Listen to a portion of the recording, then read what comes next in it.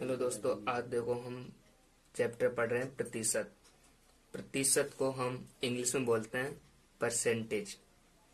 Class 1 से लेके class 8 तक के सभी स्टूडेंट को ये मैं करा रहा हूँ प्रतिशत। जैसे 1% का होता है 1/100, मतलब 100 का 1 भाग। ठीक है।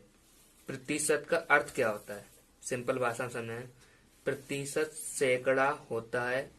दूसरे शब्दों में हम कह सकते हैं कि प्रतिशत भाई भिन्न है जिसका अर्थ 100 होता है।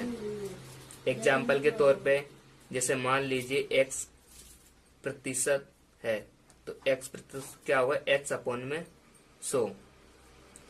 अब एग्जाम्पल देखते हैं, जैसे 100% है, ये प्रतिशत का ये सिंबल है, इसी को हम बोलते हैं परसेंटेज। जैसे 100/100, 50 का हम प्रतिशत देखें तो 50 का होगा 50/100। 80 का इसी तरह देखेंगे 80/100। 20 का परसेंटेज देखेंगे प्रतिशत तो 20/100।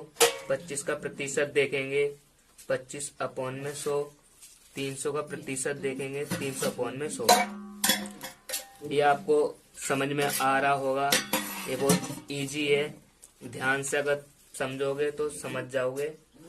अब दूसरा हम देखते हैं, निम्न प्रतिशत को साधारण भिन्न में बदलो। अब ये परसेंटेज है, ये मान लो परसेंटेज है, परसेंटेज को हमें किस में बदलना है, भिन्न में। ठीक है, भिन्न मतलब फ्रैक्शन में बदलना है।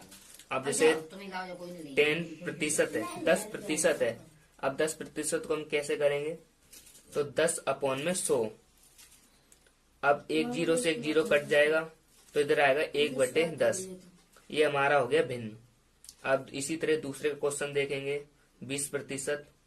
20% को हम भिन्न में बदलेंगे तो 20/100। एक जीरो से एक जीरो कट गया तो 2/10 आ गया। अब इसी तरह दूसरा क्वेश्चन देखते हैं, 40%।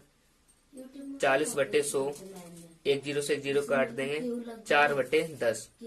दूसरा क्वेश्चन देखेंगे 60%।